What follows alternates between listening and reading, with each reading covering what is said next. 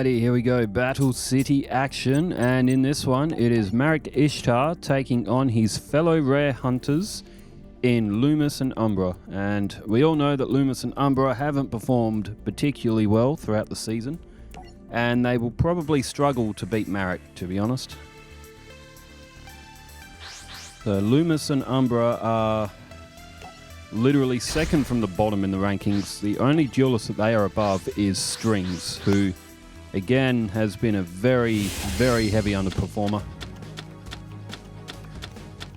And that is a good start for Marik. He's got Nightmare Wheel and he's got Winged Dragon of Ra's Sphere Mode. There's a Grand Tiki Elder there as well. He's also got Bait Doll. So the match has started off from Lumis and Umbra's, well, they're on first turn. We're on Marik's perspective. And down goes Humanoid Slime, and Marik also throws down Nightmare Wheel. So Marik, that's not a bad start. Nightmare Wheel's a very dangerous card as well. You can really run up some life point damage with that card.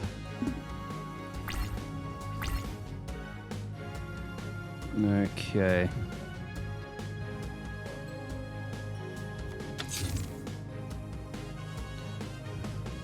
Now, I will get to the comments in this one as well. We have Chumley taking on Mako in Duelist Kingdom. As we see, Nightmare Wheel was activated, and now Marik has just drawn Yugioh. And later on, there will also be Jaden taking on... it was actually going to be Lumis and Umbra because they are second from the bottom, and that's how that tournament is playing out. However, because Lumis and Umbra are up against Marik, what we'll do is we will have Seekers won first, because if we do Seeker first, we can kind of get his duel out the way, because Seeker matches can go for a long time. They're usually not very interesting, although to be fair, he has had some good matches that have come like right down to the wire, as Mask of the Accursed has also been played from Lumis and Umbra. And Mask of the Accursed has got hold of Yugioh. Marik's Nightmare Wheel has got hold of Shining Abyss. That's alright. I had Shining Angel in my head and I'm like, no, it's not Shining Angel. That's something else. Alright, Marik now draws Legendary Fiend. He's very close to getting that Sphere Mode onto the field as well. And what will he go for here? Does still have Bait Doll. No, Marik just chooses to end his turn, maybe hoping that Lumis and Umbra will summon another monster and then he can play the Sphere Mode to the field. There's 500 points off from Mask of the Accursed. And I'm going to head over to some comments. There we go. Okay, Octavia Hirschberg 5280 says, Beyblade always hit. Oh man. So I started watching the Beyblade anime. It's available on YouTube, which is pretty cool. All 50 odd or so episodes from the original series. And Beyblade, like, that opening theme, man. Oh, that opening theme goes hard. But it's, I will admit, rewatching it again now, it's not the most appealing show as Bait Doll. It's still good. It's just, I remember it being better as a kid. I'm rewatching it again now, and I'm just like, it's so over the top. In fact, it's so over the top that it does make it kind of funny in some spots, but... And of course, Ghost Stories as well. I'm up to like episode 11 or so. Hulk Fan 65. That's a new name as well. I don't think I've seen Hulk Fan 65's name before. And if I have, it hasn't been many. If you're new to the channel Hulk Fan 65, welcome. They are known as a delinquent duo. They were Yu-Gi-Oh judges who did it to get the size limits on decks. Oh, that would have been for the there was a Yu-Gi-Oh tournament years and years ago where someone bought a deck that was like a few thousand cards long, and that to get a few people to actually carry the deck in. I think that's what that comment's referring to. That must have been who it was. They were Yu-Gi-Oh judges who did it to get size limits on decks. Chumley vs Weevil's match. Steve DES. I don't know how to say that. I'm gonna say it as Steve Des. Attaboy Chumley. I hope he ends up with a positive win-loss record. Terrific deck for what we've seen so far. It's Chumley's decks is actually quite fun to watch. It's going to be very competitive for Duelist Kingdom, I think, because of the that Vampiric Koala, Des Koala, like some of those monsters, like Vampiric Koala's 1800 straight off the bat and only 4 stars. If Chumley can draw those early, he probably will win most of his matches, as Mask of the Accursed has been brought back from that magical... Is that magical stone excavation or something? You send 2 spell cards and you can draw one back from your graveyard. But it looks like that Lumis and Umbra have run out of options in terms of monsters, and they may be losing some life points on this one here. Alright, Legendary Fiend is making way to the field for Helpoema, which was did have Mask of the Accursed sprung on it, so Helpoema wasn't any good. There's Shadow Spell. Now, Marik does have a remove trap. If anything, Lumis and Umbra may have been better off waiting to the battle phase for that, but from the look of their hand, I don't think it's really going to make any difference. Moonwolfie says, a series I would like to see is Chaz vs Battle City with his pre-Ojama deck.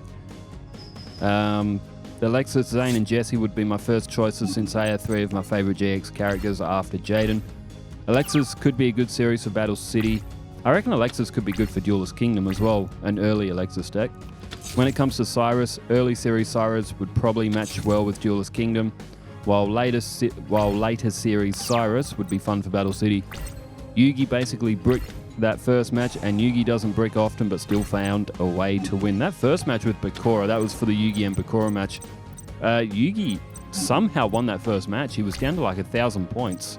Bakura was still at like 7,500 and had the advantage, and Yugi found a way to get back. As Masked Clown was the last card on Lumis and Umbra's field, and it wouldn't have mattered with their Shadow Spell. It just would not have made a difference. They have just been absolutely hammered in that first match. And then Thacomanic said, anyone past Battle City would just win, period, for the most part.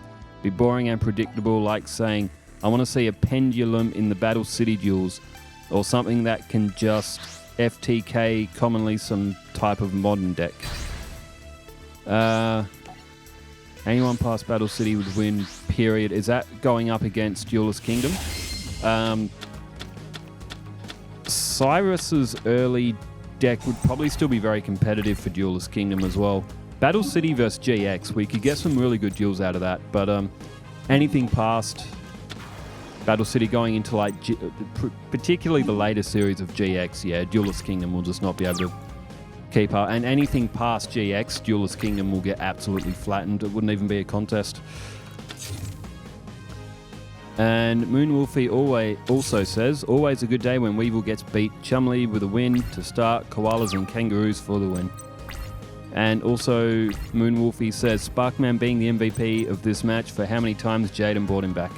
Battle City should be more of a challenge for Jaden than Duelist Kingdom was. Yeah, his deck, I have updated his deck a little bit. I've added a couple more different elemental heroes and some extra fusions, just to give some more variety so we're not seeing the same ones every match. As Humanoid Slime is moved to attack mode, which, I mean, it won't be able to attack. Mind Control doesn't let you, but...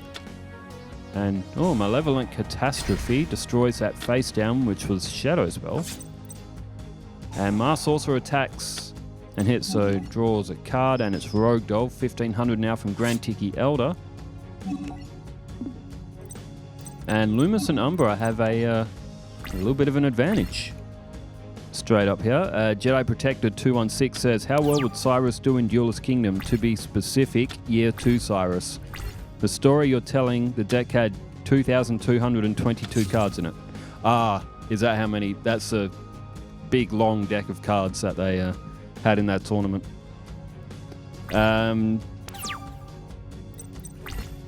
That's a new name as well. That is Mark Crinella 4436. How dare Weevil use Diane Keto? That's Chum-Li's girl.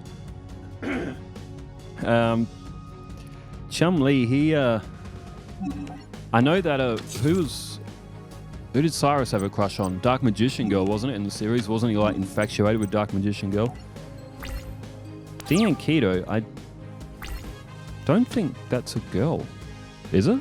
No, surely. I thought Diane Keto was like a 50-year-old man. I'll look closer at the card next time I see it, but as we see, oh dear, here comes the Winged Dragon of Ra Sphere mode. Marik has just tributed Lumis and Umbra's field. Lumis and Umbra, they are going to get absolutely belted in this. Michael Page 2507 says, if he would have waited and played Magic Cylinder when he attacked with Slifer, he would have won. Bakura would have had 5 cards in hand. Possibly. That was for the Yugi and Bakura match. Yugi did get a little bit trigger happy with that Magical Cylinder, but I'm not sure. I would have to rewatch it, but if Yugi held the Magic Cylinder, he may not have had enough life points to have actually sustained until Bakura got to 5 cards in hand. And Bakura may have played other cards if Yugi didn't play that Magical Cylinder. It's hard to call. It's like somewhere in a parallel universe, Yugi held the Magical Cylinder, and maybe a different result was had, as Winged Dragon of Ra Sphere mode has just departed from the field. And here it is, the Winged Dragon of Ra, 4,000 attack points. Marik can pay 1,000 points to destroy a card if he wants to.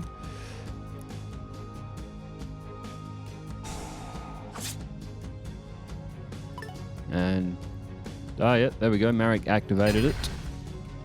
Rogue Doll is gone, and 4,000 points about to come off Lumis and Umbra. Okay, maybe make that 4,800. Pumas DS says, it's funny you bring up the Yu-Gi-Oh to sleep to. I have tinnitus, so I have to have some form of white noise, so thank you for helping me sleep. Now, tinnitus, for those that don't know what tinnitus, also pronounced tinnitus as well. Usually I've heard it pronounced tinnitus, but what that is a constant ringing in your ears, and it doesn't go away. Like, you know, if you go to like a loud concert or you're around like loud noise for a prolonged time, when you move away from it, you get that ringing in your ears, but it goes away after a little while. Tinnitus or tinnitus, that ringing stays, and it's there constantly, and you cannot get rid of it. I do believe there's some treatments for it now, but nothing that's really 100% effective. Once you've got tinnitus, you're stuck with it, and it's not a nice ailment to have. I'm glad then that some of these videos are helping with an ailment like that, because I've known a few people that have had tinnitus, as I been around musicians and music for a long time as well, and I've met a few musicians who have tinnitus, and they say that it's absolutely horrendous, that constant ringing in the ear, and they just can't get rid of it. There's 4,000, and Lumis and Umbra, to be fair, they have been absolutely obliterated, so we'll continue the comments. There's still a few more, which I'll announce through in the Duke Devlin and... not Duke Devlin, Chum-Li and Mako match coming up after this one. Thanks everybody for tuning in, and thanks for leaving all the comments as well. Wherever you are in the world, stay safe, take care, farewell.